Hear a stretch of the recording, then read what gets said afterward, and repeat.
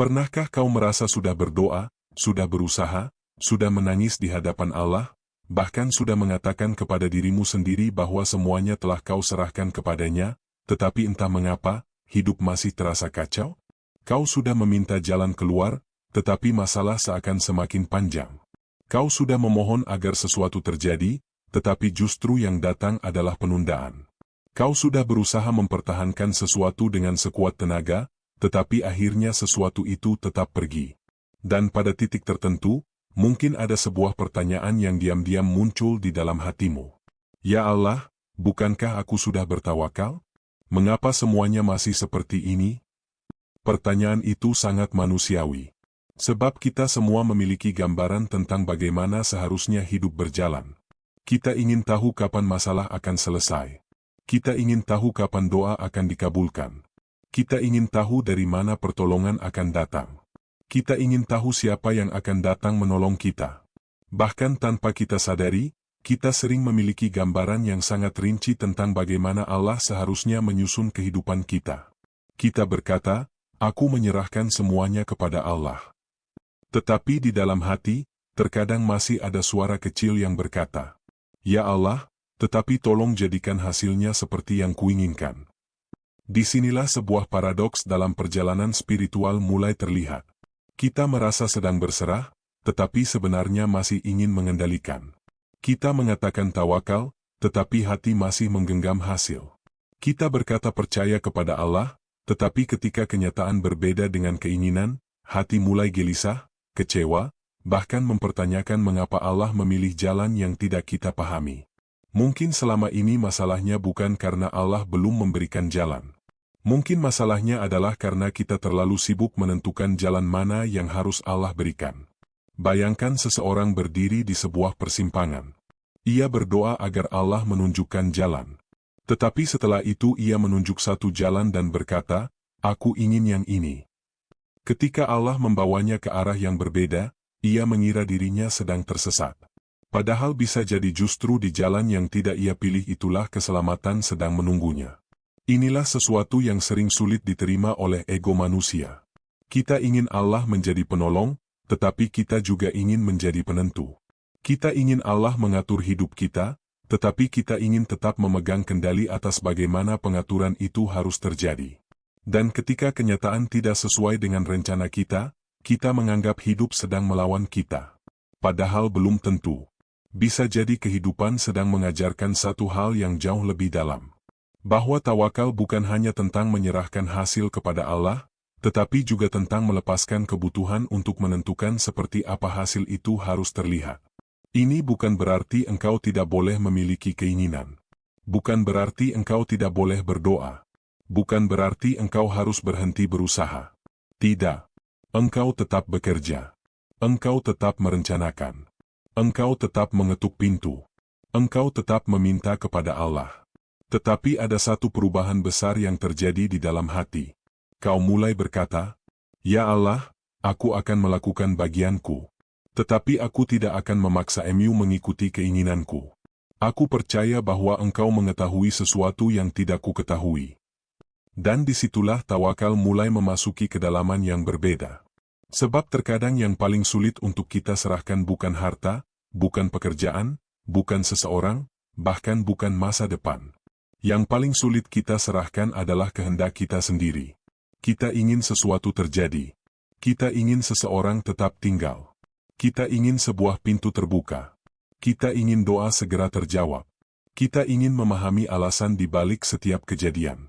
Tetapi bagaimana jika kedekatan kepada Allah justru dimulai ketika kita tidak lagi menuntut semua jawaban?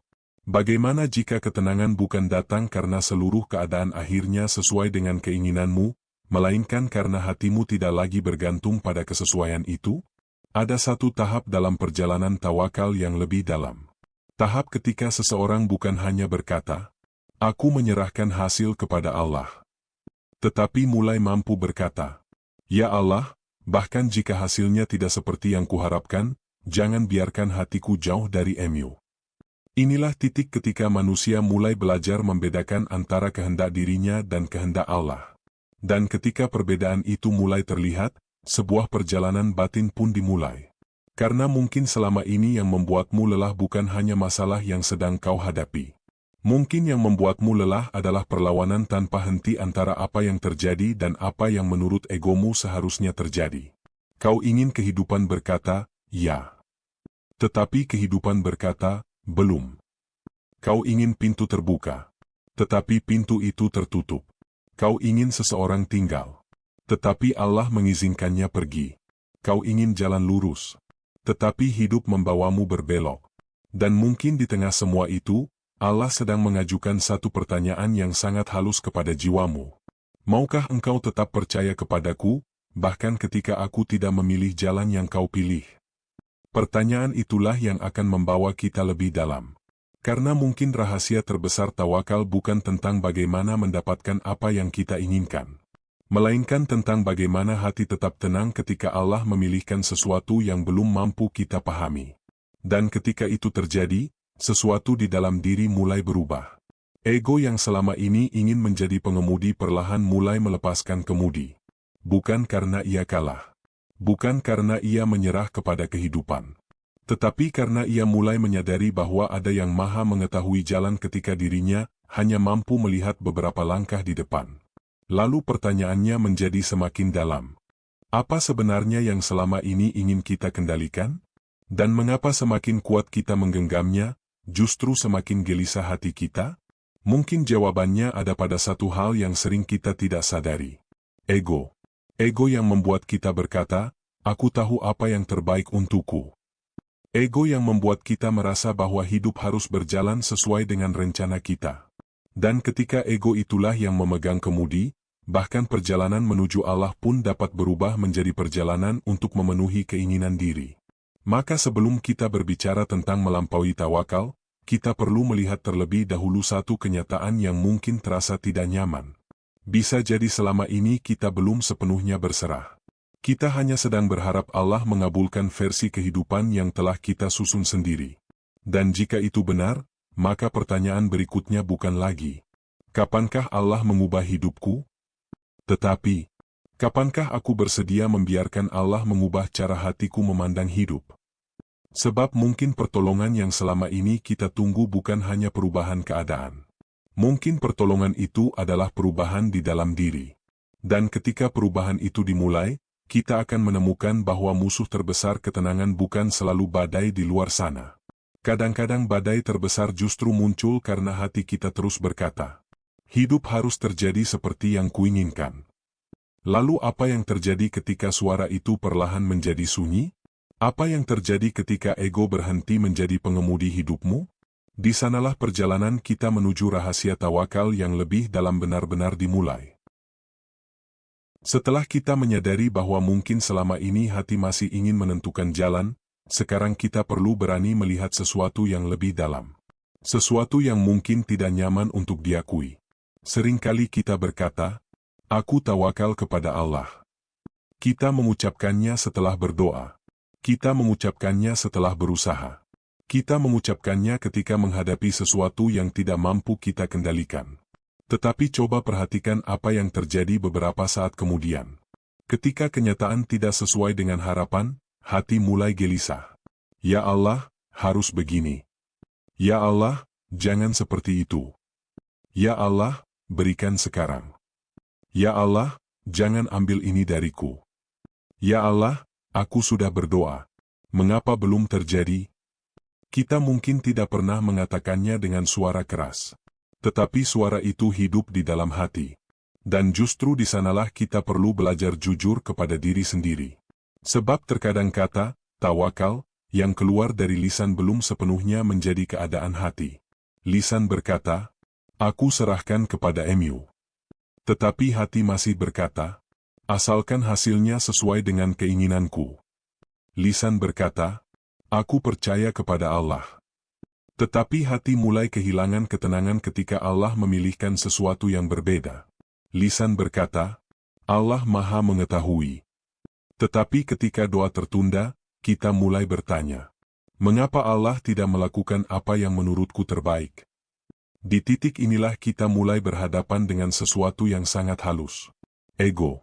Namun ada satu hal yang perlu kita pahami. Ego tidak selalu hadir dalam bentuk kesombongan.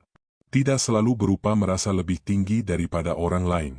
Tidak selalu berupa keinginan untuk dipuji. Ada bentuk ego yang jauh lebih halus. Ego bisa bersembunyi di balik doa. Bisa bersembunyi di balik harapan. Bisa bersembunyi di balik usaha. Bahkan bisa bersembunyi di balik kalimat, "Aku hanya ingin yang terbaik." Tetapi siapa yang menentukan apa yang terbaik? Kita? Atau Allah? Pertanyaan sederhana ini sebenarnya sangat dalam. Karena seringkali kita memiliki definisi sendiri tentang terbaik. Menurut kita, yang terbaik adalah mendapatkan pekerjaan itu. Menurut kita, yang terbaik adalah mempertahankan hubungan itu. Menurut kita, yang terbaik adalah mendapatkan rezeki dalam bentuk tertentu. Menurut kita, yang terbaik adalah sembuh dari sebuah keadaan. Menurut kita, yang terbaik adalah hidup tanpa kehilangan. Padahal pengetahuan kita sangat terbatas. Kita hanya melihat hari ini. Kita tidak melihat apa yang akan terjadi 5 tahun dari sekarang. Kita tidak mengetahui apa yang akan muncul dari sebuah pintu yang sedang terbuka. Kita tidak mengetahui apa yang akan muncul dari sebuah pintu yang sedang tertutup. Kita bahkan tidak selalu mengetahui apakah sesuatu yang sangat kita cintai sebenarnya baik bagi perjalanan jiwa kita. Tetapi ego sering berkata, "Aku tahu. Aku tahu orang ini adalah yang terbaik untukku. Aku tahu jalan ini yang paling benar. Aku tahu jika pintu ini terbuka, hidupku akan bahagia. Aku tahu jika masalah ini selesai, aku akan tenang." Dan tanpa sadar, kita menjadikan pengetahuan kita yang terbatas sebagai ukuran bagi kehendak Allah yang Maha Mengetahui. Disinilah tawakal menjadi dangkal. Bukan karena kita tidak berdoa. Bukan karena kita tidak berusaha. Tetapi karena di balik doa dan usaha itu masih ada tuntutan tersembunyi. Allah harus memberikan hasil sesuai dengan apa yang sudah kuanggap baik. Coba renungkan. Berapa kali kau berdoa bukan hanya meminta sesuatu kepada Allah, tetapi sekaligus menentukan bagaimana Allah harus memberikannya? Berapa kali kau berkata, "Ya Allah, bukakan pintu ini." Padahal mungkin Allah sedang ingin membawamu ke pintu yang lain. Berapa kali kau berkata, "Ya Allah, jangan ambil ini dariku." Padahal mungkin sesuatu itu telah menjadi tempat bergantung yang perlahan menjauhkan hatimu darinya. Berapa kali kau berkata, "Ya Allah, kenapa ini terjadi?" Padahal mungkin pertanyaan yang lebih penting adalah, apa yang sedang engkau ajarkan kepadaku melalui kejadian ini? Perbedaannya sangat kecil dalam kalimat, tetapi sangat besar dalam keadaan batin. Pertanyaan pertama masih berpusat pada diri. Mengapa hidup tidak sesuai denganku? Pertanyaan kedua mulai menggeser pusat perhatian. Apa yang Allah kehendaki agar aku pahami? Inilah proses ketika seseorang mulai bergerak dari sekadar ingin mengendalikan hidup menuju belajar membaca hikmah di dalam kehidupan. Namun sekali lagi, jangan salah memahami ini. Tawakal bukan berarti menerima semua keadaan tanpa ikhtiar. Jika sakit, kita tetap mencari pengobatan.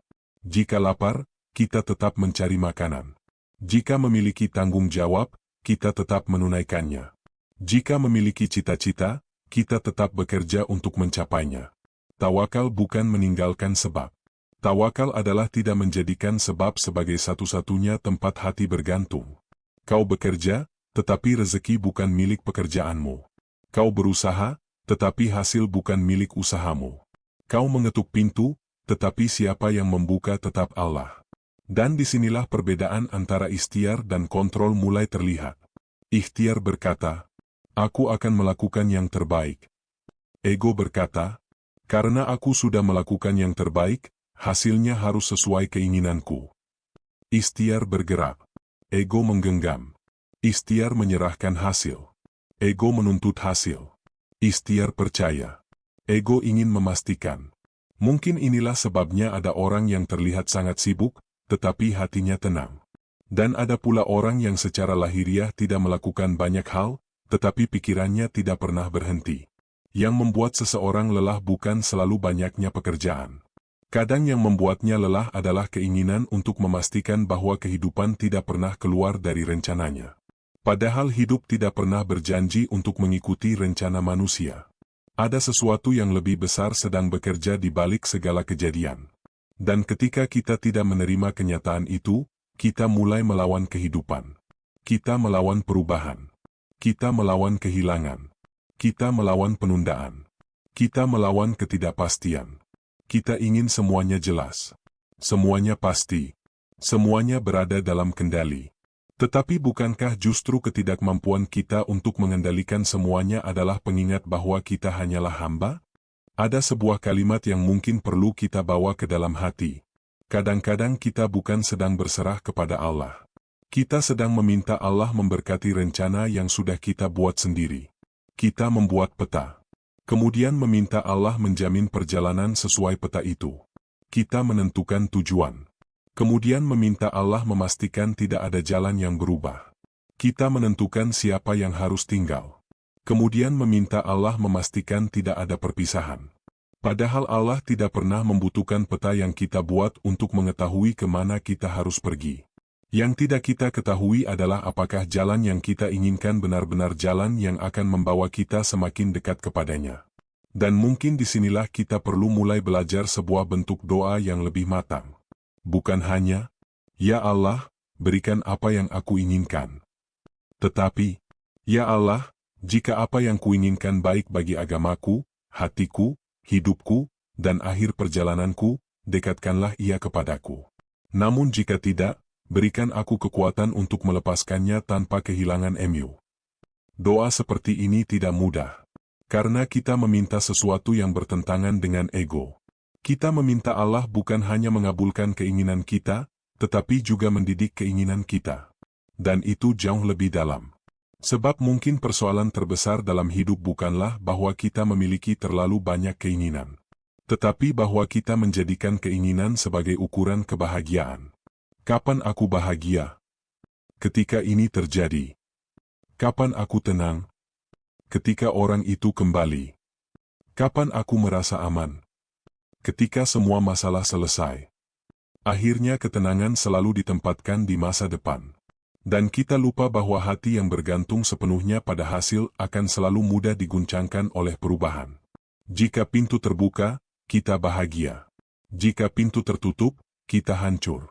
Jika seseorang datang, kita merasa lengkap. Jika seseorang pergi, kita merasa kehilangan diri. Jika doa terkabul, kita merasa Allah dekat. Jika doa tertunda, kita merasa Allah jauh.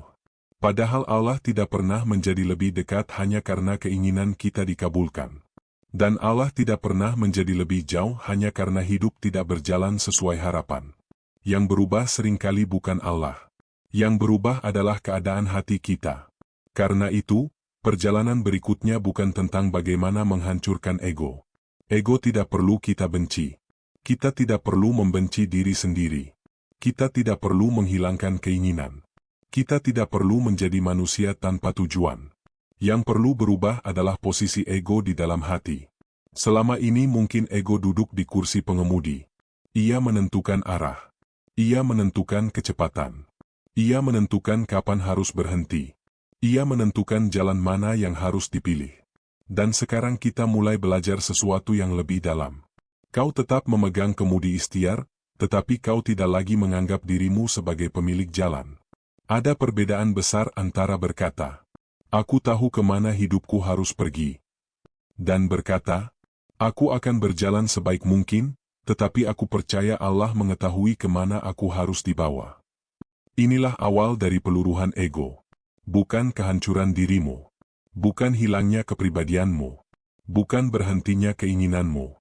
Tetapi luluhnya klaim di dalam hati bahwa, "Aku paling tahu apa yang terbaik untuk hidupku." Dan ketika klaim itu mulai luluh, sesuatu yang indah perlahan muncul. Kau mulai mampu menerima bahwa tidak semua pintu yang tertutup adalah penolakan.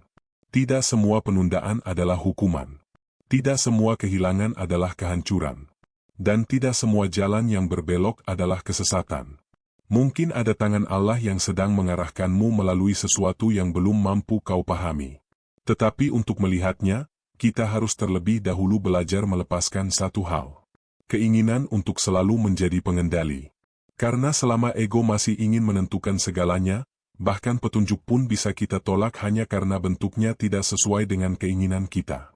Lalu, jika ego adalah penghalang, apakah kita harus menghancurkan diri kita sendiri? Tidak. Yang perlu luluh bukan keberadaanmu. Yang perlu luluh bukan ikhtiarmu. Yang perlu luluh bukan doamu. Yang perlu luluh adalah klaimmu bahwa engkau paling tahu apa yang terbaik untuk hidupmu. Dan ketika klaim itu mulai menghilang, barulah kita bisa melihat sesuatu yang selama ini tertutup oleh keinginan diri. Kita mulai melihat bahwa ego bukan hanya suara yang berkata, "Aku lebih baik." Kadang ego justru berkata dengan sangat lembut, "Aku tahu apa yang terbaik untukku." Dan dari sanalah perjalanan berikutnya dimulai. Mengenali ego yang bersembunyi di balik keinginan untuk mengendalikan hidup. Setelah kita mulai melihat bahwa tawakal terkadang masih bercampur dengan keinginan ego, sekarang kita perlu masuk lebih dalam. Sebenarnya, apa itu ego? Mungkin selama ini ketika mendengar kata ego, kita langsung membayangkan seseorang yang sombong, keras kepala, suka merendahkan orang lain, dan selalu ingin terlihat lebih hebat. Tetapi dalam perjalanan batin, ego memiliki wajah yang jauh lebih halus. Ego bukan hanya suara yang berkata, "Aku lebih baik daripada kamu." Ego juga bisa menjadi suara yang berkata, "Aku tahu apa yang terbaik untuk hidupku." Ia adalah rasa, aku, yang ingin selalu menjadi pusat. Aku ingin dipahami. Aku ingin dihargai. Aku ingin menang. Aku ingin tidak kehilangan. Aku ingin mendapatkan apa yang kuinginkan. Aku ingin tahu apa yang akan terjadi besok. Aku ingin memastikan semuanya aman. Aku ingin keadaan berjalan sesuai rencana. Dan selama semua itu terpenuhi, hati terasa tenang. Tetapi ketika satu saja tidak sesuai dengan keinginan, ketenangan itu mulai runtuh. Mengapa? Karena tanpa kita sadari, kita telah menggantungkan ketenangan kepada kemampuan mengendalikan keadaan. Selama orang lain memperlakukan kita sesuai keinginan, kita merasa baik. Selama pekerjaan berjalan sesuai rencana, kita merasa aman. Selama kesehatan, rezeki, keluarga, hubungan, dan masa depan terlihat baik, kita merasa hidup berada di tempatnya. Tetapi begitu sesuatu berubah, kita panik. Kita bertanya, bagaimana ini bisa terjadi? Kenapa Allah membiarkan ini? Kenapa harus aku? Kenapa bukan seperti yang kuinginkan? Perhatikan baik-baik. Seringkali yang sedang terluka bukan hanya keadaan kita. Yang sedang terluka adalah gambaran ego tentang bagaimana kehidupan seharusnya berjalan. Ego memiliki peta. Ego memiliki jadwal. Ego memiliki target. Ego memiliki skenario. Dan ketika kehidupan tidak mengikuti semuanya, ego menganggapnya sebagai ancaman. Padahal kehidupan tidak pernah berjanji untuk mengikuti skenario kita. Ada sesuatu yang perlu kita sadari. Kita hidup di dalam dunia yang berubah, tetapi kita sering menginginkan kepastian yang mutlak. Kita ingin tahu apa yang akan terjadi besok. Kita ingin tahu apakah keputusan kita akan berhasil. Kita ingin tahu siapa yang akan tetap bersama kita. Kita ingin tahu apakah doa kita akan dikabulkan dalam bentuk yang kita harapkan. Kita ingin tahu apakah jalan yang kita pilih benar. Namun Allah tidak memberikan manusia kemampuan untuk mengetahui seluruh masa depan. Mengapa? Mungkin karena ketidaktahuan itu sendiri adalah bagian dari pendidikan jiwa. Kalau manusia mengetahui seluruh perjalanan hidupnya sejak awal, mungkin ia tidak akan belajar percaya. Ia tidak akan belajar sabar. Ia tidak akan belajar menyerahkan diri. Ia tidak akan belajar berjalan dengan iman ketika jalan di depan belum terlihat. Karena itulah kehidupan memiliki ketidakpastian. Bukan agar kita hidup dalam ketakutan, tetapi agar kita belajar bahwa ada sesuatu yang lebih besar daripada kemampuan kita untuk mengetahui dan mengendalikan. Bayangkan seseorang berdiri di atas sebuah perahu. Ia melihat laut yang sangat luas di hadapannya. Lalu ia berkata, "Aku ingin mengendalikan arah seluruh lautan." Apa yang terjadi? Ia akan kelelahan. Bukan karena laut terlalu berat. Bukan karena ombak terlalu kuat. Tetapi karena ia mencoba menguasai sesuatu yang memang tidak pernah berada dalam kendalinya. Laut tidak membutuhkan izinnya untuk bergerak. Angin tidak menunggu persetujuannya. Gelombang tidak bertanya apakah ia siap. Dan semakin ia memaksa laut agar mengikuti kehendaknya, semakin besar kelelahan yang ia rasakan. Bukankah seperti itu pula kehidupan kita? Kita ingin mengendalikan pendapat orang lain. Kita ingin mengendalikan masa depan. Kita ingin mengendalikan kapan seseorang datang dan kapan seseorang pergi. Kita ingin mengendalikan hasil usaha. Kita ingin mengendalikan bagaimana orang memperlakukan kita. Kita bahkan ingin mengendalikan bagaimana Allah menjawab doa kita. Padahal semua itu berada jauh di luar kemampuan kita. Yang berada dalam kendali kita jauh lebih sederhana. Niat kita, pilihan kita, tindakan kita, respons kita, kesungguhan kita dalam berikhtiar, dan cara kita membawa hati kembali kepada Allah ketika sesuatu tidak sesuai dengan harapan. Inilah kesadaran yang mulai membebaskan. Allah tidak meminta manusia mengendalikan seluruh kehidupan. Allah meminta manusia berjalan, berusaha, berdoa, memilih dengan kesadaran, kemudian menyerahkan hasil kepadanya. Disinilah kita perlu memahami 3 hal yang sering tertukar. Ikhtiar tidak sama dengan mengontrol hasil. Kau boleh bekerja keras, tetapi kau tidak bisa memaksa hasil. Kau boleh merencanakan masa depan, tetapi kau tidak bisa memaksa masa depan mengikuti rencana itu. Kau boleh mengetuk pintu, tetapi kau tidak bisa memaksa pintu terbuka.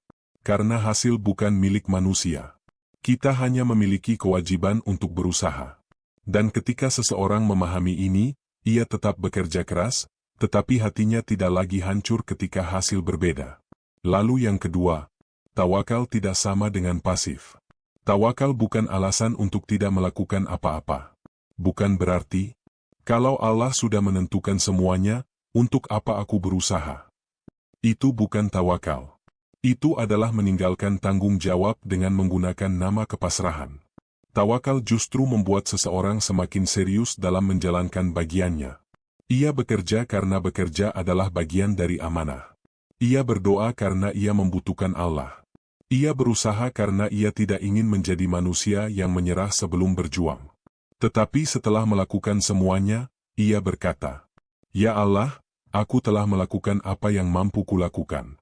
Sekarang aku serahkan apa yang tidak mampu kukendalikan kepada Mu." Dan yang ketiga, pasrah tidak sama dengan menyerah kepada keadaan. Ada perbedaan yang sangat besar. Menyerah berarti berkata, "Aku tidak bisa melakukan apa-apa." Pasrah kepada Allah berarti, aku akan melakukan apa yang mampu kulakukan, tetapi aku tidak akan memaksa hasil berada di bawah kehendakku. Menyerah membuat manusia kehilangan daya. Pasrah kepada Allah justru mengembalikan daya itu kepada tempat yang benar. Ia tetap melangkah, tetapi tidak lagi membawa beban seolah-olah seluruh dunia berada di pundaknya. Ia tetap berusaha, tetapi tidak lagi menganggap dirinya sebagai penentu akhir. Ia tetap memiliki impian, tetapi tidak menjadikan impian sebagai sesembahan hati. Karena terkadang kita tidak sadar bahwa sesuatu yang kita inginkan dapat berubah menjadi pusat kehidupan. Kita bangun memikirkannya. Kita tidur memikirkannya. Kita berdoa tentangnya. Kita takut kehilangannya. Kita mengukur kebahagiaan berdasarkan apakah kita mendapatkannya atau tidak.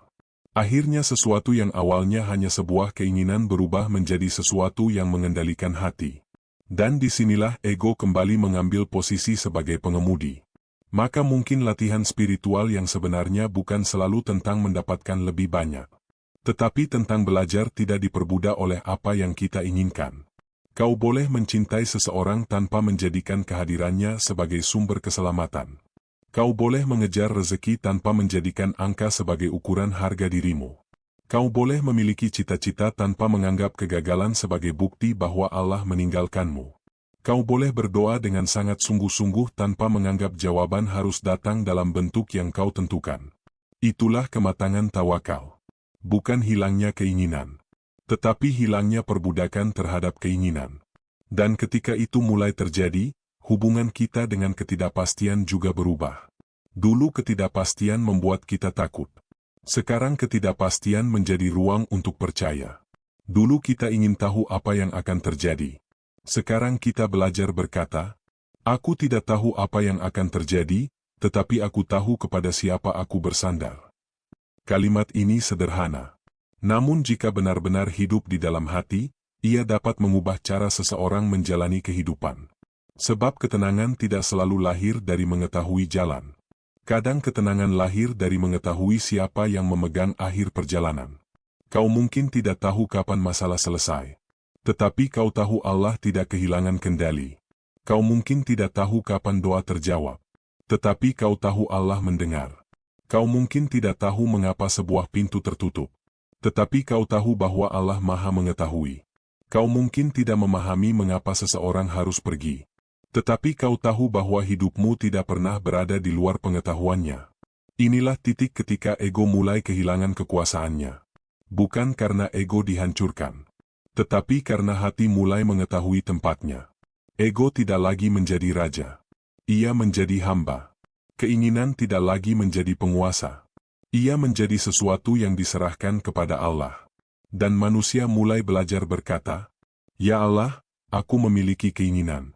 Tetapi aku tidak ingin keinginanku menjadi lebih besar daripada kepercayaanku kepada Mu. Ya Allah, aku memiliki rencana. Tetapi aku tidak ingin rencanaku membuatku menolak rencana Mu.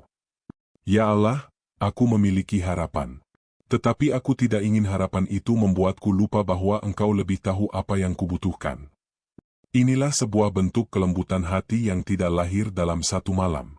Ia lahir melalui banyak kehilangan. Melalui doa-doa yang tertunda. Melalui rencana yang gagal. Melalui pintu yang tertutup. Melalui jalan yang berubah. Dan setiap kali itu terjadi, kehidupan seolah bertanya, "Maukah engkau tetap berjalan meskipun engkau tidak lagi memegang seluruh peta?" Jika jawabannya mulai menjadi ya, maka sesuatu yang dalam sedang tumbuh. Kepercayaan. Bukan kepercayaan bahwa hidup akan selalu berjalan sesuai keinginan. Tetapi kepercayaan bahwa apapun yang terjadi, Allah tetap menjadi tempat kembali. Dan disinilah kita mulai memahami bahwa meluruhkan ego bukan berarti kehilangan diri. Justru sebaliknya. Ketika ego tidak lagi menguasai hati, seseorang mulai menemukan dirinya sebagai hamba. Ia tidak perlu menjadi penguasa atas segala sesuatu. Ia hanya perlu menjadi jujur dalam menjalankan amanah yang diberikan kepadanya. Tangannya tetap bekerja. Kakinya tetap melangkah. Doanya tetap naik. Tetapi hatinya mulai belajar berhenti memaksa. Dan ketika tanganmu tetap bekerja tetapi hatimu berhenti memaksa, disitulah tawakal mulai berubah menjadi sesuatu yang jauh lebih dalam. Karena pada akhirnya, mungkin bukan keadaan yang harus terlebih dahulu berubah agar kita tenang. Mungkin hati kita yang harus belajar melepaskan kebutuhan untuk mengendalikan segala sesuatu. Dan ketika itu terjadi, kita mulai memasuki wilayah yang lebih dalam lagi. Bagaimana tawakal berubah dari sekadar menyerahkan hasil menjadi kesediaan untuk menerima bahwa kehendak Allah mungkin berbeda dari kehendak kita. Di sanalah perjalanan menuju tawakal yang lebih dalam benar-benar dimulai. Dan sekarang kita sampai pada titik yang mungkin paling penting dalam perjalanan ini.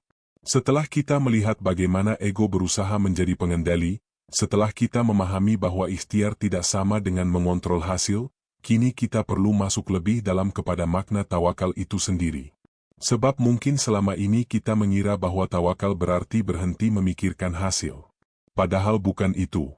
Tawakal bukan berarti engkau tidak boleh memiliki keinginan. Engkau boleh berharap. Engkau boleh bermimpi. Engkau boleh berdoa dengan sungguh-sungguh. Engkau boleh menginginkan kesembuhan, rezeki, keluarga yang baik, pekerjaan yang lebih baik, hubungan yang baik, dan kehidupan yang lebih tenang. Allah tidak melarang hambanya berharap. Yang perlu kita lepaskan bukan keinginan itu. Yang perlu kita lepaskan adalah keyakinan bahwa keinginan kita harus terjadi agar kita bisa tetap percaya kepada Allah. Inilah perbedaannya. Ada seseorang yang berkata, "Ya Allah, berikan apa yang aku mau." Dan ada seseorang yang berkata, "Ya Allah, aku menginginkan ini. Aku akan berusaha untuk mendapatkannya." Tetapi jika engkau memilihkan sesuatu yang berbeda, ajari hatiku untuk tetap percaya kepada Mu. Secara lahiriah keduanya sama-sama berdoa. Tetapi secara batin, ada jarak yang sangat jauh. Yang pertama masih menjadikan hasil sebagai ukuran. Yang kedua mulai menjadikan Allah sebagai sandaran. Dan inilah yang kita maksud dengan melampaui tawakal. Bukan melampaui tawakal dalam arti meninggalkan tawakal. Justru sebaliknya. Masuk lebih dalam ke dalamnya. Dari sekadar berkata, aku menyerahkan hasil. Menuju, aku menyerahkan bahkan penilaianku tentang apa yang seharusnya menjadi hasil. Ini jauh lebih sulit. Karena manusia bisa berkata, aku menerima keputusan Allah. Selama keputusan itu sesuai dengan keinginannya. Tetapi ketika Allah memilih sesuatu yang berbeda, barulah terlihat seberapa dalam penerimaan itu. Ketika pintu yang sangat kita inginkan ternyata tertutup. Ketika seseorang yang sangat kita cintai harus pergi. Ketika pekerjaan yang sudah kita perjuangkan justru diberikan kepada orang lain. Ketika rencana yang telah kita susun selama bertahun-tahun tiba-tiba runtuh. Ketika doa yang kita panjatkan berulang kali terasa belum mendapatkan jawaban. Disitulah tawakal tidak lagi menjadi kata. Ia menjadi perjalanan hati. Sebab sangat mudah mengatakan, aku percaya kepada Allah. Ketika hidup berjalan sesuai keinginan. Tetapi bagaimana ketika Allah memilih jalan yang sama sekali tidak kita mengerti? Bagaimana ketika jawaban doa bukan, ya, tetapi, tunggu? Bagaimana ketika yang kita minta untuk dipertahankan justru perlahan dilepaskan dari tangan kita? Bagaimana ketika pintu yang kita ketuk berkali-kali tetap tidak terbuka? Di titik seperti itu, ego mulai berteriak. Kenapa? Bukankah aku sudah berusaha? Bukankah aku sudah berdoa? Bukankah aku sudah bersabar? Kenapa masih seperti ini? Dan mungkin kita perlu berhenti sejenak. Bukan untuk mematikan pertanyaan. Tetapi untuk mengubah arah pertanyaan. Bukan lagi, mengapa Allah tidak memberikan apa yang kuinginkan? Tetapi, apakah aku bersedia mempercayai Allah ketika Dia memilih sesuatu yang tidak kuinginkan? Inilah ujian yang jauh lebih dalam. Karena percaya kepada Allah bukan hanya percaya ketika kita memahami, tetapi juga belajar percaya ketika kita belum memahami. Ada begitu banyak hal dalam kehidupan yang baru kita pahami setelah waktu berlalu. Pernahkah kau melihat kembali sesuatu yang dahulu membuatmu menangis, lalu beberapa tahun kemudian berkata, untung waktu itu Allah tidak mengabulkan keinginanku. Dahulu kau mengira kehilangan itu adalah kehancuran. Sekarang kau melihatnya sebagai perlindungan. Dahulu kau mengira pintu yang tertutup adalah kegagalan. Sekarang kau sadar bahwa pintu itu mungkin menyelamatkanmu dari perjalanan yang salah. Dahulu kau mengira seseorang yang pergi adalah kehilangan terbesar. Sekarang kau menyadari bahwa kepergiannya memberi ruang bagi dirimu untuk kembali menemukan Allah. Inilah yang sering tidak mampu dilihat oleh ego.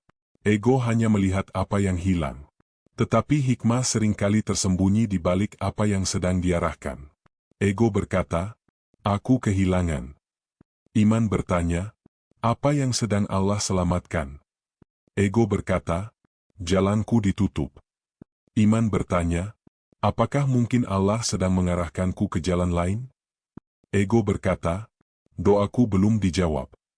Iman berkata, mungkin jawabannya sedang datang dalam bentuk yang belum mampu ku kenali. Perubahan seperti ini tidak membuat seseorang menjadi pasif. Justru membuatnya lebih tenang dalam bergerak. Ia tetap mengetuk pintu. Tetapi ia tidak menghancurkan dirinya ketika pintu itu tidak terbuka. Ia tetap berdoa. Tetapi ia tidak menganggap keterlambatan sebagai bukti bahwa Allah tidak mendengar. Ia tetap berharap. Tetapi ia tidak menggantungkan seluruh kebahagiaannya kepada satu hasil. Ia tetap mencintai. Tetapi ia tidak menjadikan sesuatu yang fana sebagai tempat bergantung yang mutlak. Dan disinilah sebuah kalimat mungkin perlu benar-benar kita renungkan. Aku menginginkan sesuatu, tetapi aku tidak menjadikan keinginanku sebagai syarat untuk percaya kepada Allah. Betapa dalam makna kalimat itu. Aku ingin sembuh. Tetapi jika kesembuhan belum datang, aku tetap percaya. Aku ingin mendapatkan pekerjaan itu. Tetapi jika pintu itu tertutup, aku tetap percaya. Aku ingin seseorang tetap bersamaku. Tetapi jika Allah menentukan perpisahan, aku tetap percaya. Aku ingin hidup berjalan sesuai rencanaku. Tetapi jika Allah mengubah arah, aku tetap percaya. Bukan berarti kita tidak merasa sedih. Bukan berarti kita tidak menangis. Bukan berarti kehilangan tidak menyakitkan. Tawakal tidak membuat manusia kehilangan air mata. Tawakal mengajarkan manusia kemana air mata itu dibawa. Ia membawa kesedihannya kepada Allah. Ia membawa kebingungannya kepada Allah. Ia membawa ketakutannya kepada Allah. Ia tidak berpura-pura kuat. Ia hanya berhenti menjadikan kesedihan sebagai alasan untuk berburuk sangka kepada Allah. Karena ada perbedaan antara berkata, "Ya Allah, aku tidak mengerti." Dan berkata, "Ya Allah, karena aku tidak mengerti, berarti Engkau tidak adil." Yang pertama adalah kerendahan hati. Yang kedua adalah ego yang ingin menjadikan keterbatasan pengetahuannya sebagai ukuran terhadap kebijaksanaan Allah. Kita tidak mengetahui seluruh cerita. Kita hanya membaca satu halaman. Allah mengetahui seluruh kitab kehidupan. Kita melihat kejadian. Allah mengetahui akibatnya. Kita melihat kehilangan hari ini. Allah mengetahui kemana kehilangan itu akan membawa kita. Kita melihat jalan yang tertutup.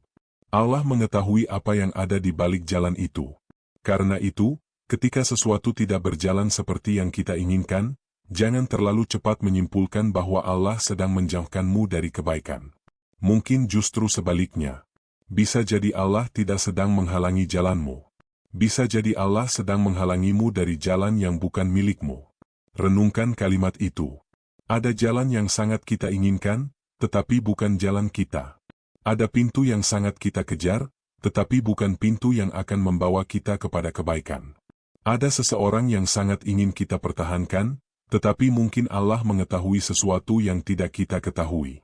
Ada kesempatan yang tampak sempurna, tetapi mungkin menyimpan sesuatu yang belum terlihat.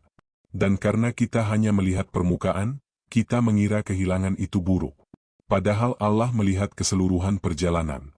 Seperti seorang anak kecil yang menangis ketika orang tuanya mengambil sesuatu dari tangannya.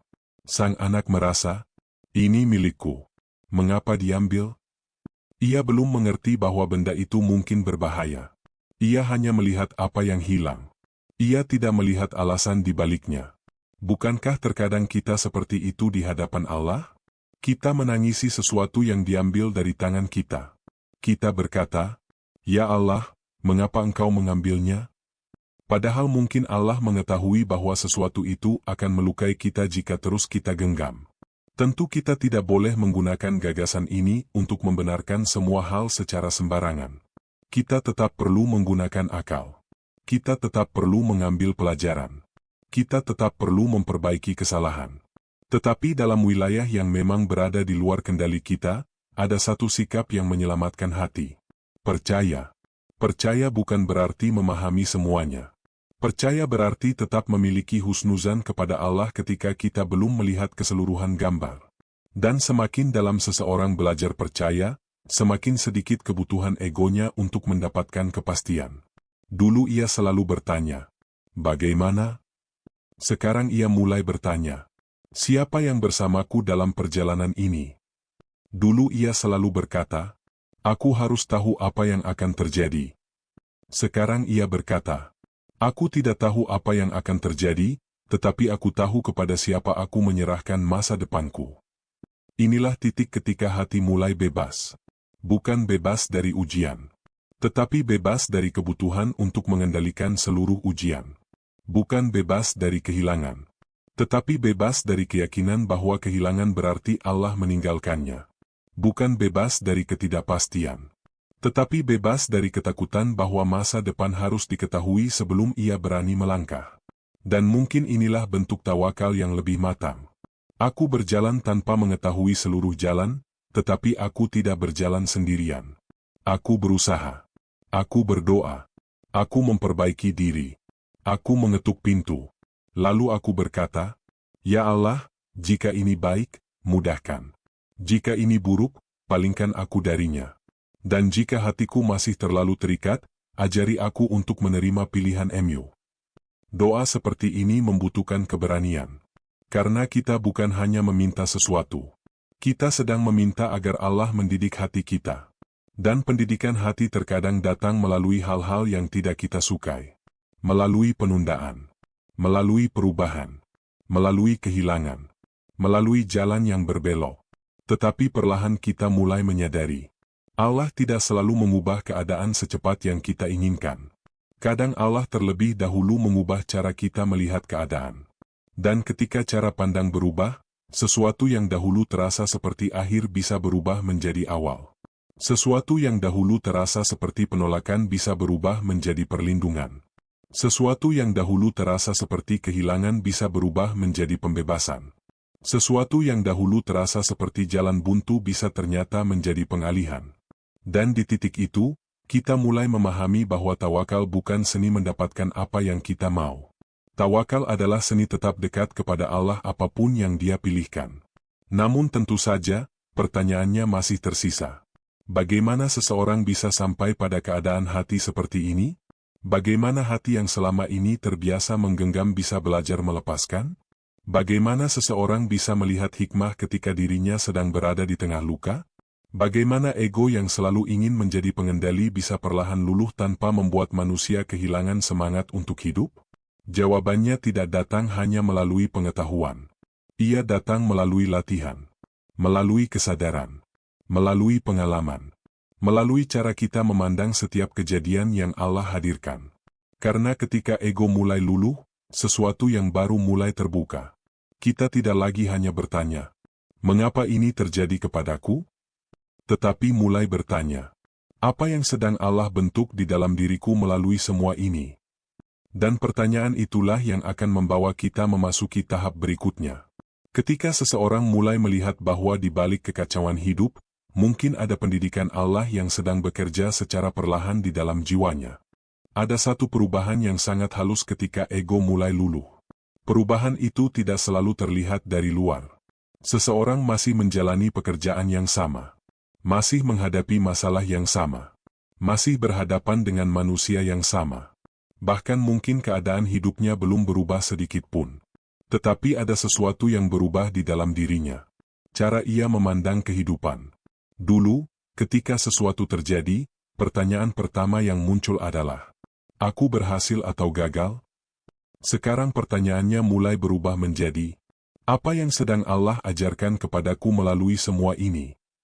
Perubahan pertanyaan ini terlihat sederhana. Tetapi sebenarnya ia adalah perubahan arah kesadaran. Dulu pusat kehidupan adalah aku. Aku berhasil.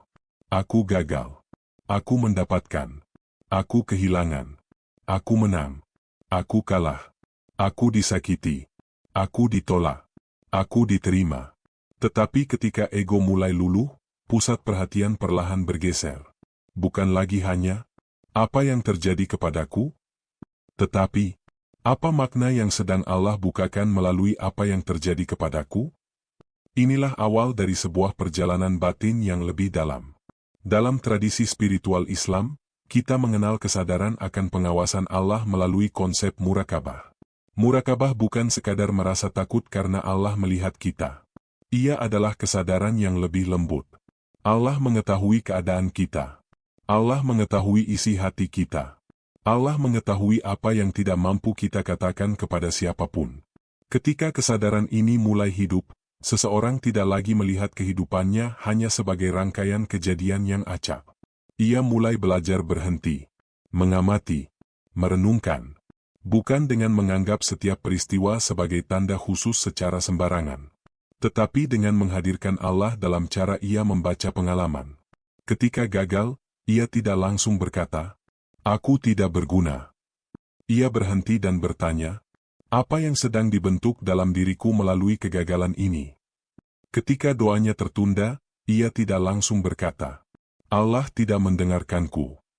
Ia berhenti dan bertanya, "Apa yang sedang Allah ajarkan tentang kesabaran, ketergantungan, atau ketulusan?" Ketika seseorang pergi, ia tetap merasakan kehilangan. Tetapi ia bertanya, "Apa yang sedang Allah tunjukkan tentang keterikatanku?" Dan ketika ia harus berjalan sendirian, ia tidak buru-buru menganggap dirinya ditinggalkan. Ia bertanya, "Apakah mungkin kesendirian ini sedang mengajarkanku untuk mengenal siapa yang selalu bersamaku?" Inilah perubahan yang sangat penting. Bukan perubahan keadaan, tetapi perubahan cara hati membaca keadaan. Sebab dua orang dapat mengalami peristiwa yang sama, tetapi pulang dengan makna yang berbeda. Seseorang kehilangan pekerjaan. Ia berkata, Allah sedang menghukumku. Orang lain kehilangan pekerjaan yang sama. Ia menangis. Ia takut. Ia bingung. Tetapi setelah itu berkata, Ya Allah, aku tidak memahami mengapa ini terjadi. Tetapi tunjukkan kepadaku apa yang harus aku perbaiki dan kemana aku harus melangkah. Perbedaannya bukan pada rasa sakit. Keduanya mungkin sama-sama terluka. Perbedaannya terletak pada arah hati. Yang satu menjadikan kejadian sebagai alasan untuk menjauh. Yang lain menjadikannya sebagai kesempatan untuk kembali. Inilah yang dimaksud ketika kita mengatakan bahwa ego mulai luluh. Ego ingin segera memberikan kesimpulan. Ini buruk. Ini gagal. Ini akhir. Ini tidak adil. Ini seharusnya tidak terjadi. Tetapi hati yang mulai belajar bersama Allah mampu berkata, Aku belum tahu seluruh maknanya. Kalimat itu membutuhkan kerendahan hati. Karena kita mengakui bahwa pandangan kita terbatas. Kita hanya melihat satu bagian dari cerita. Kita tidak tahu apa yang akan terjadi setelah ini. Kita tidak tahu apa yang sedang Allah siapkan.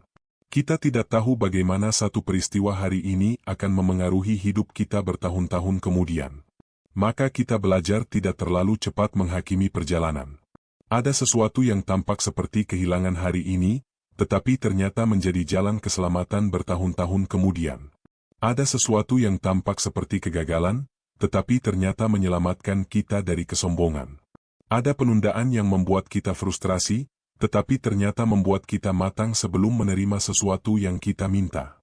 Ada seseorang yang pergi, dan kepergiannya terasa seperti kehancuran. Tetapi setelah waktu berjalan, kita mulai menyadari bahwa mungkin selama ini kita terlalu menggantungkan hati kepada makhluk. Dan melalui kehilangan itu, Allah sedang mengajarkan hati untuk kembali kepadanya.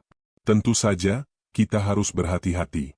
Bukan berarti setiap kesulitan harus langsung kita klaim sebagai pesan khusus dari Allah. Kita tidak mengetahui perkara gaib. Kita tidak boleh berbicara atas nama Allah tanpa ilmu. Tetapi kita dapat melakukan sesuatu yang jauh lebih rendah hati. Kita dapat mengambil hikmah. Kita dapat bertanya. Kita dapat memperbaiki diri. Kita dapat berkata, Ya Allah, aku tidak tahu seluruh maksud dari kejadian ini.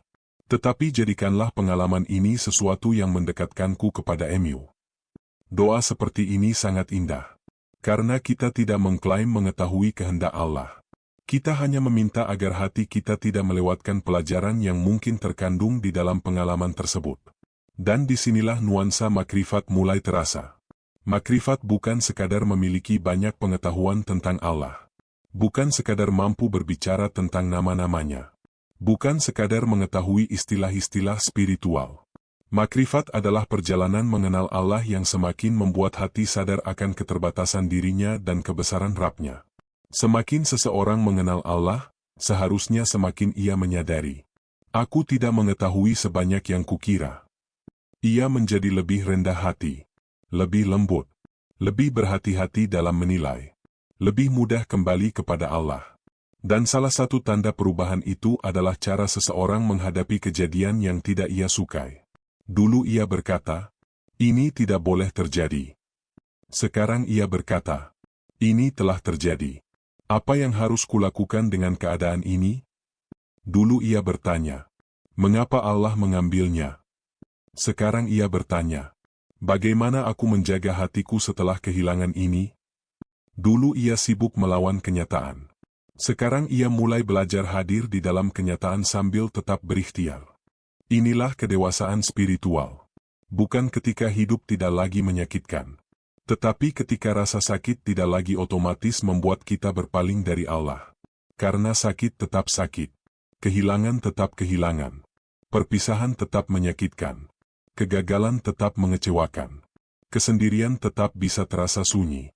Tawakal tidak mengubah manusia menjadi batu.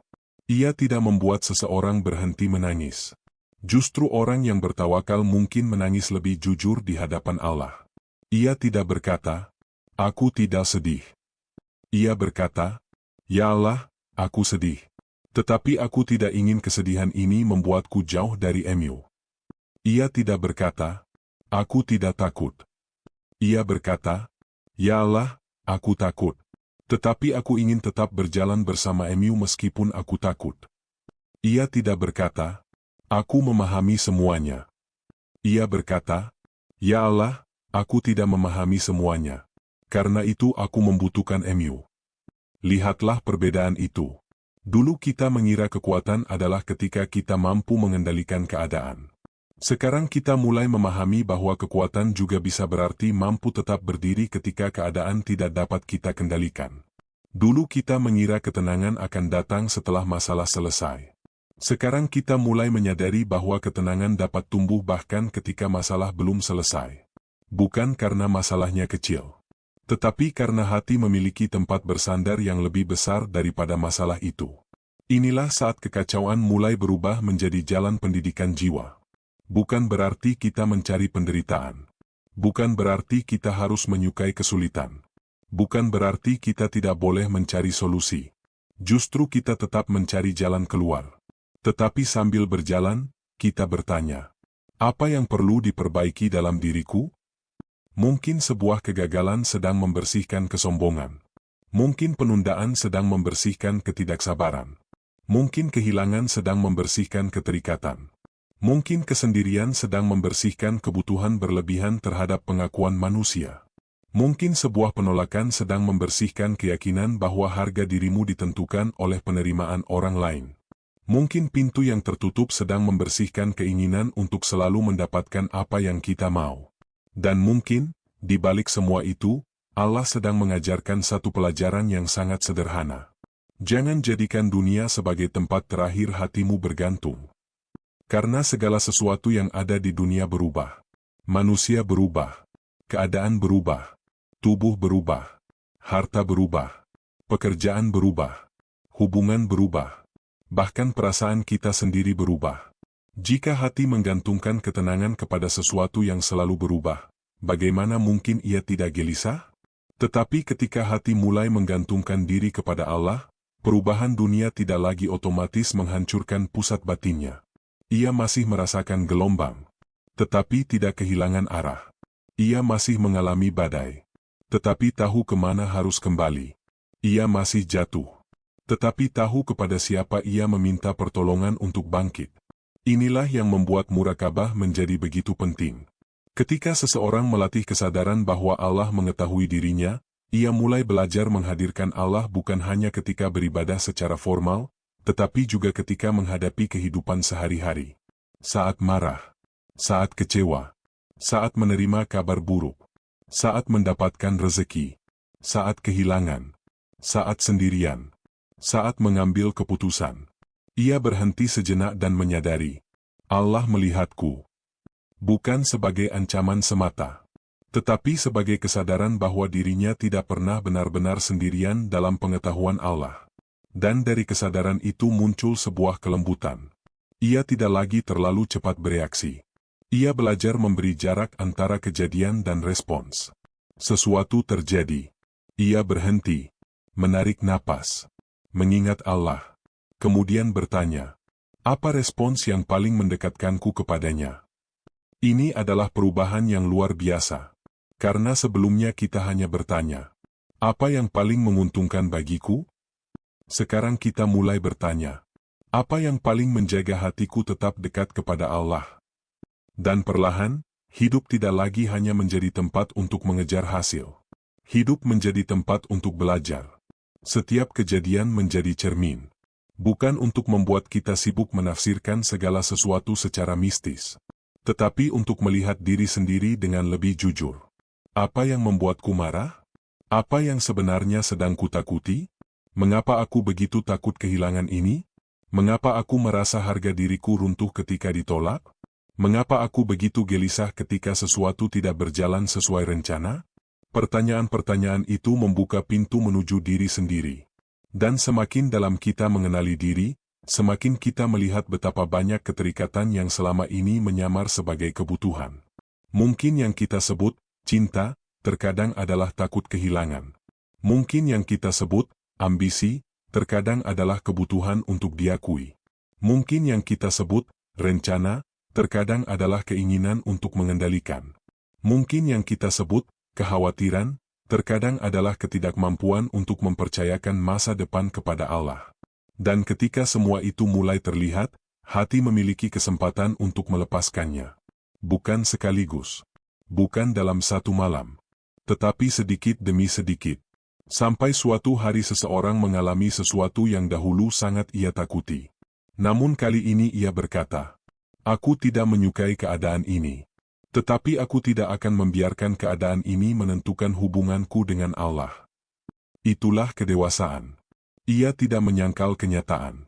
Ia tidak memalsukan perasaan. Ia tidak berpura-pura bahwa semuanya baik-baik saja. Ia hanya menolak membiarkan dunia menjadi penguasa hatinya. Dan pada titik itu, kita mulai memahami sesuatu. Mungkin tujuan tawakal bukan membuat hidup bebas dari badai. Mungkin tujuan tawakal adalah membuat hati tahu bagaimana berlayar ketika badai datang. Karena laut kehidupan tidak selalu tenang. Tetapi seorang hamba tidak harus menjadi penguasa laut. Ia hanya perlu belajar menjadi penumpang yang percaya kepada Rabb yang mengetahui kemana perjalanan ini menuju. Dan ketika ego semakin luluh, pertanyaan yang dahulu membuat kita gelisah perlahan berubah. Bukan lagi, "Mengapa ini terjadi kepadaku?" Tetapi, "Apa yang Allah sedang tunjukkan kepadaku melalui ini?" Bukan lagi, "Mengapa jalan ini tertutup?" Tetapi, "Apakah ada sesuatu yang sedang Allah ajarkan sebelum aku melangkah ke jalan berikutnya?" Bukan lagi, "Mengapa aku harus kehilangan?" Tetapi, "Apa yang sedang Allah bersihkan dari hatiku melalui kehilangan ini?" Dan bukan lagi, "Kapan semuanya akan berubah?" Tetapi, "Bagaimana aku dapat tetap menjadi hamba yang baik selama menunggu perubahan itu?"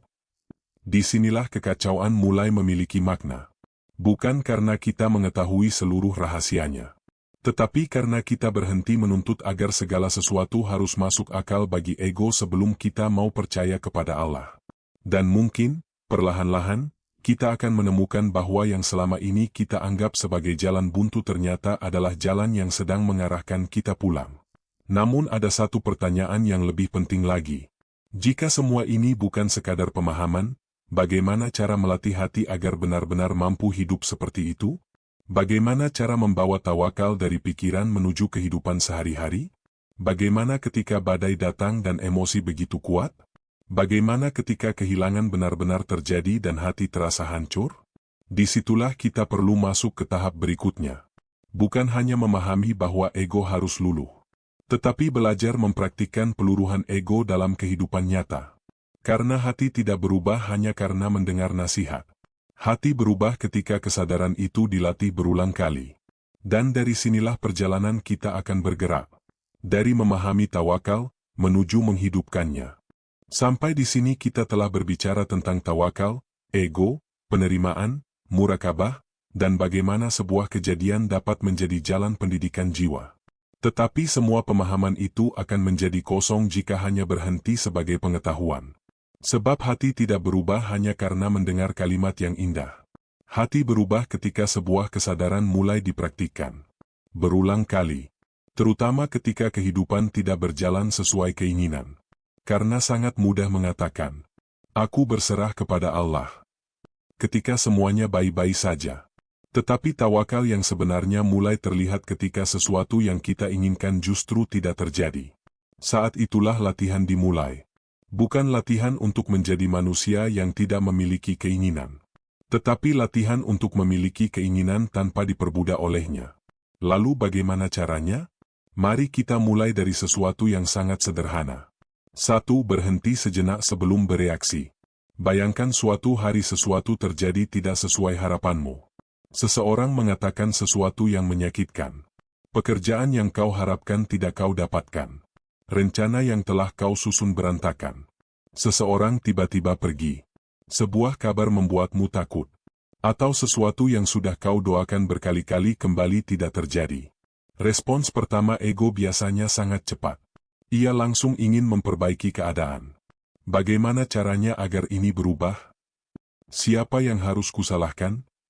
Apa yang harus kulakukan agar semuanya kembali seperti semula? Pertanyaan itu tidak selalu salah. Tetapi sebelum bertanya bagaimana mengubah keadaan, cobalah belajar berhenti sejenak. Tarik napas. Diam. Hadirkan Allah. Kemudian tanyakan, "Ya Allah, apa yang Engkau ingin aku pelajari dari keadaan ini?" Perhatikan. Kita tidak sedang mengatakan bahwa semua kejadian pasti memiliki pesan khusus yang dapat kita ketahui. Kita hanya sedang membuka hati agar pengalaman itu tidak berlalu tanpa menjadi pelajaran. Karena terkadang respons pertama kita lahir dari ketakutan. Dan keputusan yang lahir dari ketakutan seringkali membuat kita semakin jauh dari ketenangan. Jeda kecil dapat mengubah banyak hal. Sebelum menjawab pesan, berhenti. Sebelum mengambil keputusan, berhenti. Sebelum marah, berhenti. Sebelum menyimpulkan bahwa Allah sedang meninggalkanmu, berhenti. Karena dalam jeda itu, ego tidak lagi memiliki kesempatan untuk langsung mengambil alih. Kau mulai melihat. Kau mulai mendengar suara hati. Kau mulai mengingat bahwa tidak semua hal harus diselesaikan dalam keadaan emosi. Dan mungkin kau menemukan bahwa yang sebenarnya perlu diubah bukan keadaan di luar sana, tetapi cara hatimu merespons keadaan tersebut. 2. Tetap berikhtiar tanpa menggenggam hasil. Setelah berhenti dan menenangkan hati, bukan berarti kita kemudian tidak melakukan apa-apa. Justru setelah itu, kita bertanya, apa bagian yang menjadi tanggung jawabku? Jika pekerjaanmu gagal, perbaiki apa yang bisa diperbaiki. Jika hubunganmu bermasalah, bicarakan dengan baik. Jika keuanganmu sulit, lakukan perencanaan. Jika tubuhmu sakit, carilah pertolongan yang diperlukan. Jika cita-citamu belum tercapai, evaluasi dan belajar lagi. Inilah ikhtiar. Kau tetap bergerak. Kau tetap bekerja. Kau tetap memperbaiki diri. Tetapi setelah semua itu dilakukan, lepaskan hasilnya. Inilah bagian yang sering paling sulit. Karena ego ingin mendapatkan jaminan. Ia berkata, "Aku sudah berusaha, jadi hasilnya harus seperti ini." Tetapi kehidupan tidak bekerja seperti itu. Ada orang yang sudah bekerja keras namun hasilnya belum datang. Ada orang yang sudah menjaga sesuatu tetapi tetap kehilangan. Ada orang yang sudah berdoa dengan sungguh-sungguh tetapi harus menunggu. Bukan berarti usaha mereka sia-sia. Karena hasil tidak selalu menjadi ukuran nilai sebuah usaha. Terkadang Allah sedang membentuk sesuatu di dalam perjalanan, bukan hanya memberikan sesuatu di akhir perjalanan. Maka setelah melakukan bagianmu, katakan, "Ya Allah, aku telah melakukan apa yang mampu kulakukan. Aku serahkan apa yang berada di luar kemampuanku kepada Mu." Kalimat ini bukan alasan untuk malas. Justru sebaliknya. Ia membuat kita bekerja dengan lebih sehat. Kita tidak lagi bekerja karena takut bahwa jika kita tidak mengontrol semuanya, hidup akan hancur. Kita bekerja karena itu adalah amanah.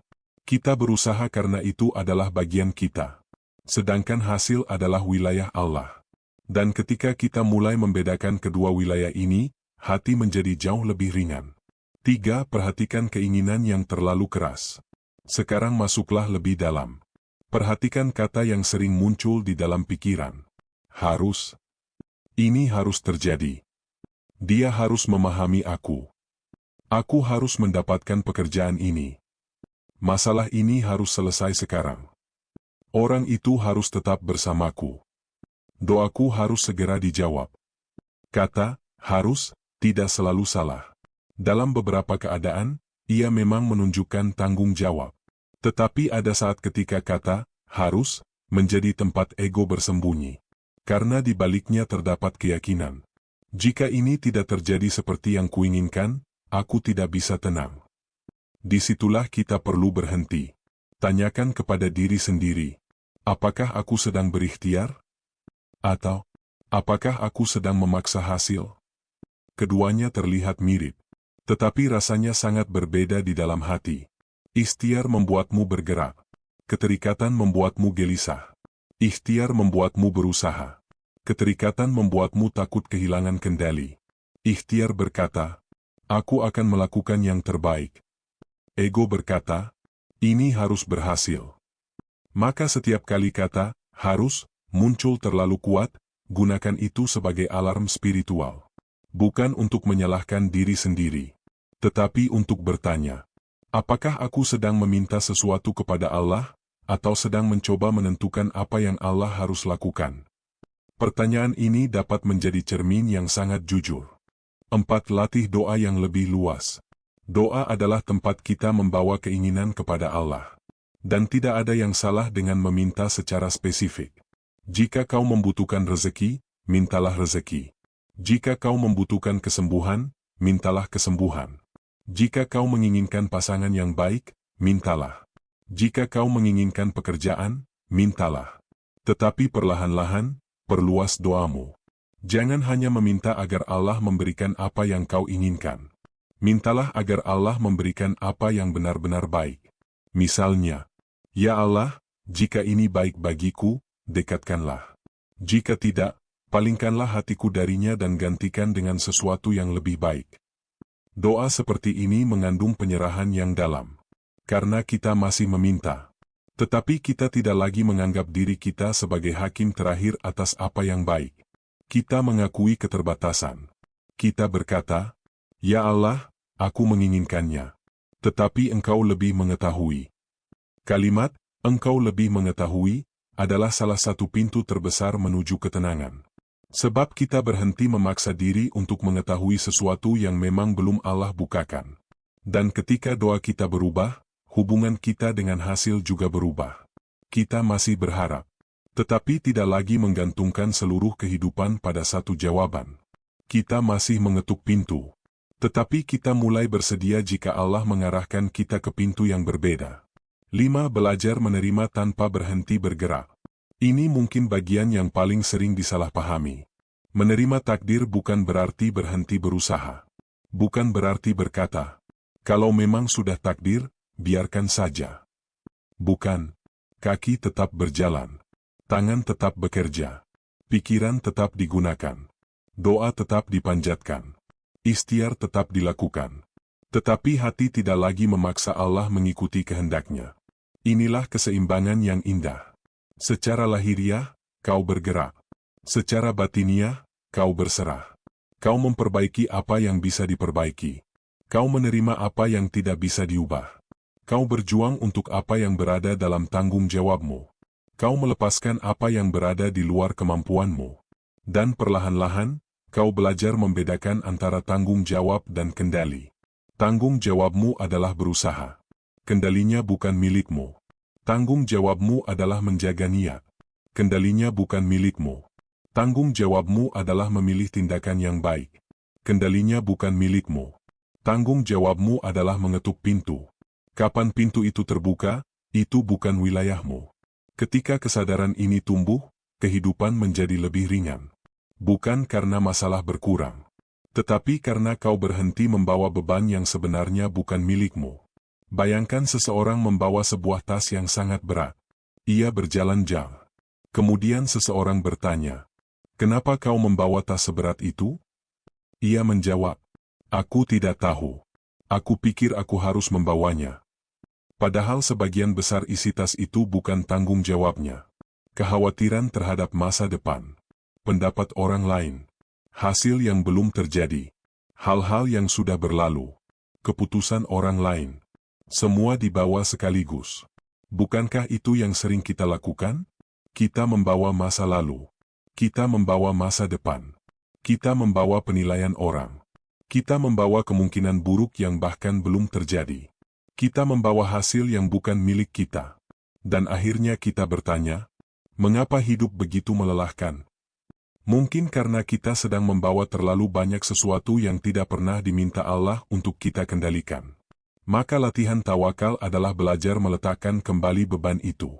Bukan semuanya sekaligus. Sedikit demi sedikit. Setiap hari. Ketika khawatir tentang masa depan, kembali kepada hari ini. Ketika menyesali masa lalu, kembali kepada pelajaran. Ketika takut kehilangan, kembali kepada Allah.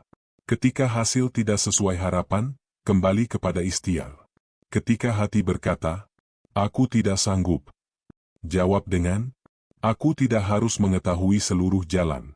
Aku hanya perlu mengambil langkah yang benar berikutnya." Itulah cara ego diluruhkan. Bukan dengan membenci diri, tetapi dengan berhenti memberikan kepada diri sendiri pekerjaan yang bukan menjadi bagiannya. Dan mungkin kita bisa menambahkan satu latihan sederhana. Setiap malam, Sebelum tidur, tanyakan kepada dirimu. Hari ini, di mana aku terlalu ingin mengendalikan? Mungkin ketika seseorang tidak membalas pesan. Mungkin ketika pekerjaan tidak berjalan sesuai rencana. Mungkin ketika seseorang tidak menghargaimu. Mungkin ketika sesuatu yang kau inginkan tertunda. Kemudian tanyakan, apa yang sebenarnya kutakutkan?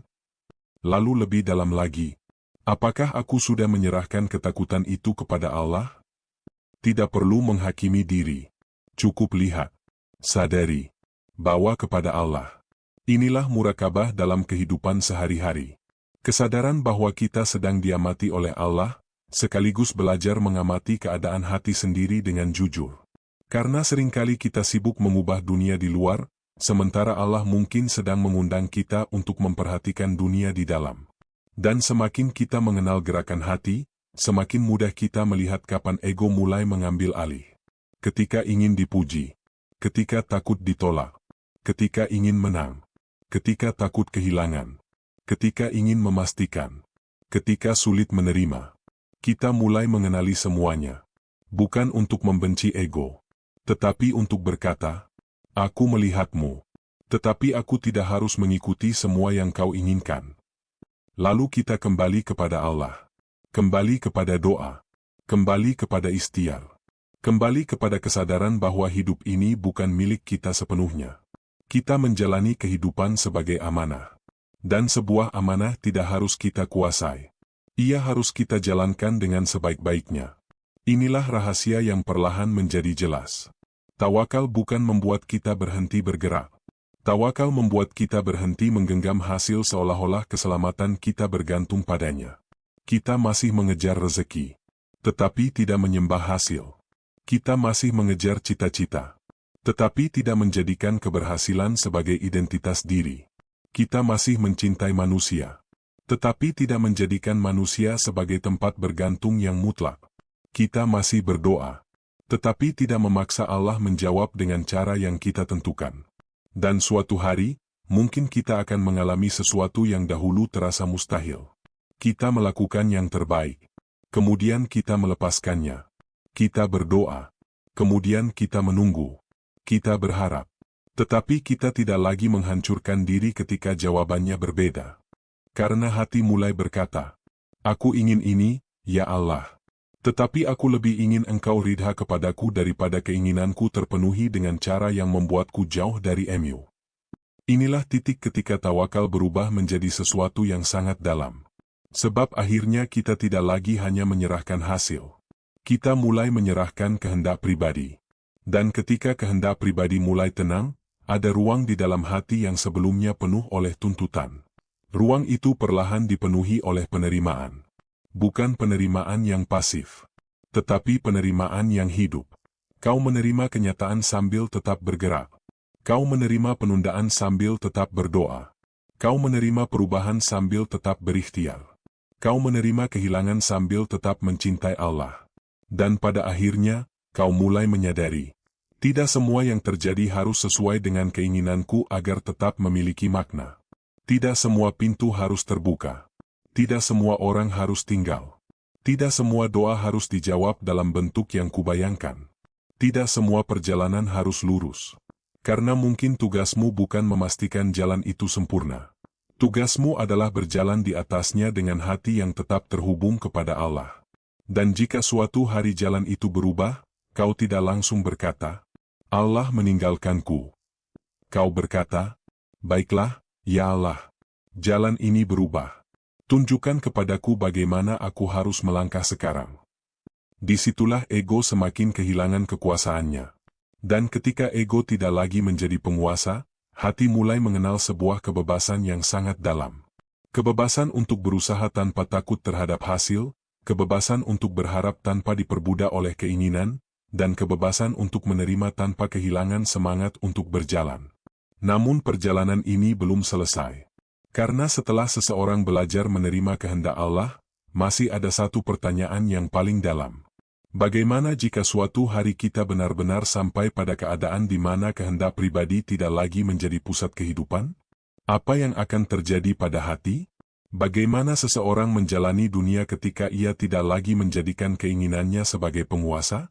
Dan mungkinkah pada titik itu, seseorang justru menemukan ketenangan yang selama ini ia cari di luar dirinya? Pertanyaan itulah yang akan membawa kita menuju bagian terakhir. Sebuah keadaan ketika seseorang mulai menyadari bahwa mungkin sejak awal, ia tidak sedang mencari kehidupan yang sesuai dengan kehendaknya. Ia sedang belajar menemukan kedamaian ketika kehendaknya bertemu dengan kehendak Allah. Sekarang, mari kita kembali kepada pertanyaan yang kita ajukan di awal perjalanan ini. Mengapa hidup terasa kacau padahal aku sudah berdoa? Mengapa setelah begitu banyak usaha, masih ada pintu yang tertutup? Mengapa setelah begitu banyak doa, masih ada jawaban yang belum datang? Mengapa setelah mencoba bertawakal, hati masih terasa gelisah ketika kenyataan tidak sesuai dengan harapan? Mungkin sekarang kita mulai melihat jawabannya. Mungkin bukan karena Allah jauh. Mungkin bukan karena Allah tidak mendengar. Mungkin bukan karena doamu tidak berarti. Mungkin selama ini hatimu terlalu sibuk menentukan bagaimana Allah harus menolongmu. Kau meminta pertolongan, tetapi sekaligus menentukan bentuk pertolongan itu. Kau meminta jalan keluar, tetapi sekaligus menentukan jalan mana yang harus terbuka. Kau meminta kebahagiaan, tetapi sekaligus menentukan seperti apa kebahagiaan itu harus terlihat.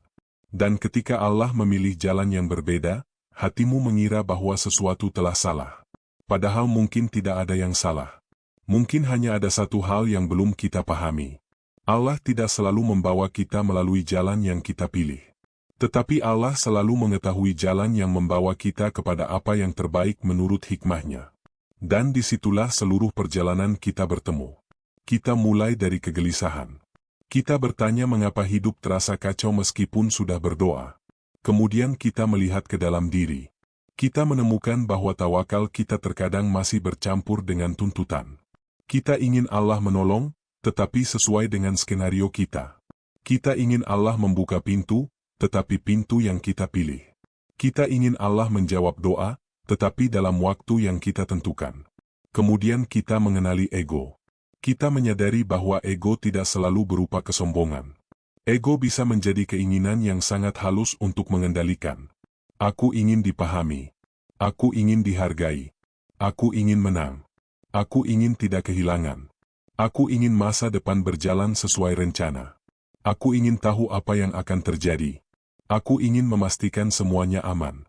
Dan semakin kuat keinginan untuk mengendalikan, semakin mudah hati menjadi gelisah. Karena dunia tidak pernah berhenti berubah. Lalu kita belajar membedakan antara ikhtiar dan kontrol. Ikhtiar adalah bagian kita. Hasil adalah wilayah Allah. Kita tetap bekerja. Tetap berusaha. Tetap berdoa. Tetap mengetuk pintu. Tetapi kita berhenti menganggap bahwa karena kita sudah melakukan semuanya, maka Allah harus memberikan hasil sesuai dengan keinginan kita. Kemudian kita masuk lebih dalam. Kita belajar bahwa tawakal bukan sekadar berkata, "Aku menyerahkan hasil." Tetapi juga belajar berkata, "Ya Allah, jika hasil yang Engkau pilih berbeda dari keinginanku, jangan biarkan hatiku kehilangan emu." Dan disitulah sesuatu mulai berubah. Kita mulai memandang kegagalan dengan cara yang berbeda. Kegagalan tidak selalu berarti hukuman. Penundaan tidak selalu berarti penolakan. Kehilangan tidak selalu berarti akhir. Kesendirian tidak selalu berarti ditinggalkan. Pintu yang tertutup tidak selalu berarti jalan telah berakhir. Terkadang sebuah pintu tertutup karena ada jalan lain yang sedang dibuka. Terkadang seseorang pergi karena ada keterikatan yang sedang dilepaskan. Terkadang sebuah rencana gagal karena Allah sedang mengajarkan kita untuk tidak menjadikan rencana sebagai tempat bergantung. Dan terkadang doa yang terasa terlambat justru sedang membawa kita menuju keadaan batin yang lebih siap menerima apapun yang akan datang. Kita belajar bertanya bukan hanya, "Mengapa ini terjadi kepadaku?" Tetapi, "Apa yang sedang Allah ajarkan kepadaku melalui ini?" Dan pertanyaan itu mengubah semuanya. Karena ketika pertanyaan berubah, cara kita melihat kehidupan juga berubah. Masalah yang sama mungkin masih ada. Tetapi hati tidak lagi sama. Keadaan belum tentu berubah. Tetapi cara kita menghadapinya berubah. Dan mungkin inilah salah satu bentuk pertolongan Allah yang paling dalam. bukan selalu menghilangkan badai, tetapi memberi hati kemampuan untuk tetap berdiri di tengah badai. Bukan selalu membuka pintu yang kita ketuk, tetapi memberi kita ketenangan ketika pintu itu ternyata tidak terbuka. Bukan selalu memberikan apa yang kita minta, tetapi mengajarkan kita bahwa hubungan dengan Allah jauh lebih besar daripada satu jawaban doa. Kemudian kita belajar mempraktikannya. Berhenti sebelum bereaksi. Bertanya kepada Allah apa yang dapat dipelajari. Tetap berikhtiar. Tidak menggenggam hasil. Memperhatikan kata, harus, yang muncul dari ego. Memperluas doa. Dan belajar menerima tanpa berhenti bergerak. Semua itu membawa kita kepada satu keseimbangan. Kaki tetap berjalan, tetapi hati berserah. Tangan tetap bekerja, tetapi hati tidak memaksa. Doa tetap dipanjatkan, tetapi hati tidak mengatur Allah.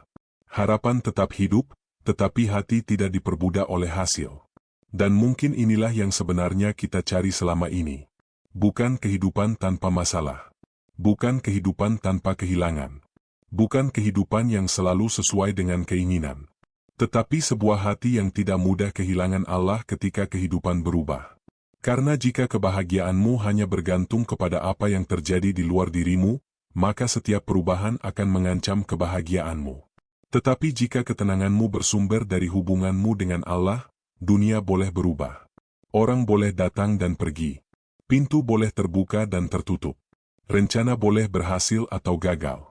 Namun ada sesuatu yang tetap menjadi tempat kembali. Allah. Dan ketika seseorang mulai hidup seperti itu, ia menemukan kebebasan yang sangat dalam. Ia tidak lagi harus memenangkan semua keadaan. Ia tidak lagi harus dipahami oleh semua orang. Ia tidak lagi harus mengetahui seluruh masa depan. Ia tidak lagi harus memastikan semua orang tinggal. Ia tidak lagi harus mendapatkan semua yang ia inginkan. Karena ia mulai memahami, aku tidak harus menguasai kehidupan untuk bisa menjalaninya dengan tenang. Aku hanya perlu menjalankan bagianku dengan sebaik mungkin. Kemudian menyerahkan apa yang bukan bagianku kepada Allah. Dan mungkin disinilah ego benar-benar mulai luluh. Bukan ketika kita tidak lagi memiliki keinginan. Tetapi ketika keinginan tidak lagi menjadi tuan. Bukan ketika kita berhenti memiliki rencana. Tetapi ketika rencana tidak lagi menjadi sesuatu yang membuat kita menuduh Allah ketika kenyataan berbeda. Bukan ketika kita tidak lagi menangis.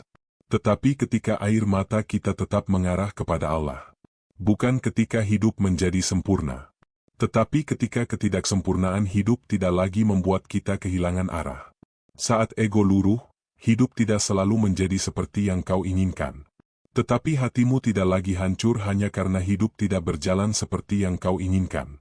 Renungkan kalimat itu perlahan. Mungkin selama ini kita mengejar ketenangan dengan mencoba mengubah segala sesuatu. Kita ingin mengubah keadaan, mengubah orang lain, mengubah masa depan, mengubah hasil, mengubah jalan.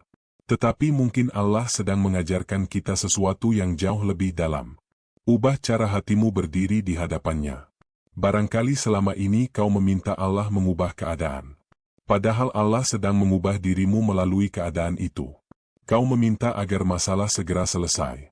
Tetapi mungkin melalui masalah itu Allah sedang mengajarimu sabar. Kau meminta agar seseorang kembali. Tetapi mungkin melalui kepergiannya Allah sedang mengajarkanmu tentang keterikatan. Kau meminta pintu terbuka. Tetapi mungkin melalui pintu yang tertutup Allah sedang mengajarkanmu untuk percaya kepada jalan yang belum terlihat. Kau meminta kehidupan menjadi lebih mudah. Tetapi mungkin Allah sedang membuat jiwamu lebih kuat. Dan ketika kita melihat kehidupan dari sudut ini, kita mulai berhenti bertanya, bagaimana agar semuanya berjalan sesuai keinginanku? Kita mulai bertanya, bagaimana agar dalam keadaan apapun, aku tetap berjalan menuju Allah? Inilah pergeseran terbesar. Dari mengendalikan kehidupan menjadi menjalani amanah. Dari menggenggam hasil menjadi menyerahkan hasil. Dari menuntut jawaban menjadi mempercayai Allah. Dari takut terhadap ketidakpastian menjadi bersandar kepada yang mengetahui segala sesuatu. Dan mungkin pada akhirnya, tawakal bukanlah sebuah titik di mana semua pertanyaan mendapatkan jawaban. Tawakal adalah keadaan hati ketika kita mampu berkata, aku tidak tahu semuanya, tetapi aku tahu Allah tahu. Aku tidak melihat seluruh jalan, tetapi Allah melihat.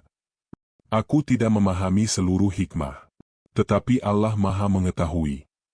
Aku tidak mampu mengendalikan semua yang terjadi, tetapi aku bisa memilih bagaimana aku berjalan menghadapinya. Dan dari sana lahir sebuah ketenangan yang tidak bergantung sepenuhnya pada keadaan. Bukan ketenangan karena semuanya berjalan sempurna, tetapi ketenangan karena hati mengetahui tempat kembalinya. Jika kehilangan datang, kembali kepada Allah. Jika rezeki datang, kembali kepada Allah. Jika doa terkabul, kembali kepada Allah. Jika doa tertunda, kembali kepada Allah. Jika pintu terbuka, kembali kepada Allah. Jika pintu tertutup, kembali kepada Allah. Jika hidup terasa terang, kembali kepada Allah. Jika hidup terasa gelap, kembali kepada Allah. Sebab mungkin inti dari perjalanan ini bukan mencari keadaan yang membuat kita selalu tenang, tetapi menjadi manusia yang tahu kemana harus membawa kegelisahan. Dan ketika hati akhirnya belajar membawa semuanya kepada Allah, kita menemukan sebuah rahasia yang selama ini kita cari di luar mungkin sebenarnya sedang dibangun di dalam. Kita mencari rasa aman dari manusia, padahal keamanan terdalam adalah merasa cukup dengan Allah. Kita mencari kepastian dari masa depan, padahal ketenangan bisa lahir dari kepercayaan kepada Allah hari ini. Kita mencari kendali atas kehidupan, padahal kebebasan muncul ketika kita menerima bahwa Allah adalah pengatur, sementara kita adalah hamba yang berjalan dalam amanah. Maka jika hari ini hidupmu masih kacau, jangan buru-buru menyimpulkan bahwa Allah sedang meninggalkanmu. Jika doamu belum terjawab, jangan buru-buru menganggap Allah tidak mendengar. Jika jalanmu berubah, jangan langsung menganggap perjalananmu salah. Berhenti, tarik napas, pandang kembali hatimu. Kemudian katakan, "Ya Allah, aku tidak memahami semuanya, tetapi aku percaya kepada-Mu." Dan setelah itu, lakukan bagianmu. Berjalan, bekerja, berdoa, memperbaiki diri, mencintai dengan benar, memaafkan, belajar, bersabar. Kemudian lepaskan apa yang memang bukan milikmu untuk dikendalikan. Karena ketika kau berhenti memaksa kehidupan menjadi seperti yang kau mau, kau mulai melihat bahwa sejak awal Allah tidak pernah kehilangan kendali. Jalan itu mungkin tidak seperti yang kau bayangkan. Mungkin berbelok, mungkin panjang, mungkin melewati tempat yang tidak pernah ingin kau datangi. Mungkin ada hujan, mungkin ada kehilangan, mungkin ada penundaan. Tetapi jika kau berjalan bersamanya, setiap langkah memiliki tempatnya. Setiap ujian dapat menjadi pelajaran. Setiap kehilangan dapat menjadi kesempatan untuk kembali. Setiap penundaan dapat menjadi latihan kesabaran. Dan setiap pintu yang tertutup dapat mengajarkanmu bahwa tidak semua jalan yang kau inginkan adalah jalan yang harus kau tempuh. Maka jangan hanya berdoa agar Allah mengubah jalanmu. Berdoalah agar Allah membimbing hatimu di sepanjang jalan yang Dia pilihkan. Jangan hanya meminta agar Allah mengabulkan keinginanmu. Mintalah agar Allah menyucikan keinginanmu. Jangan hanya meminta agar Allah memberikan apa yang kau cintai. Mintalah agar Allah membuat cintamu tidak pernah mengalahkan cintamu kepadanya. Dan jangan hanya berkata, "Ya Allah, berikan aku apa yang kuinginkan." Belajarlah berkata, "Ya Allah, berikan aku apa yang terbaik menurut-Mu, dan jadikan hatiku ridha terhadap apa yang Engkau pilihkan." Karena pada akhirnya, mungkin inilah rahasia melampaui tawakal. Bukan mendapatkan semua yang kita inginkan.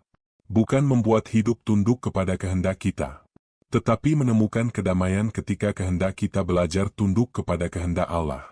Dan ketika itu terjadi, ego tidak lagi menjadi penguasa. Ia menjadi hamba.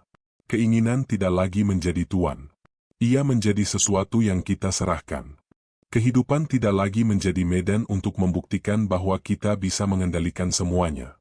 Ia menjadi perjalanan untuk mengenal siapa yang sebenarnya selalu memegang kita. Maka jika hari ini ada sesuatu yang sedang kau perjuangkan, perjuangkanlah dengan sungguh-sungguh. Jika ada doa yang sedang kau tunggu, panjatkanlah dengan penuh harap. Jika ada pintu yang ingin kau buka, ketuklah dengan ikhtiar. Tetapi setelah itu, jangan lupa satu hal. Lepaskan hasilnya kepada Allah. Karena mungkin ketenangan yang selama ini kau cari tidak menunggu di balik pintu yang terbuka.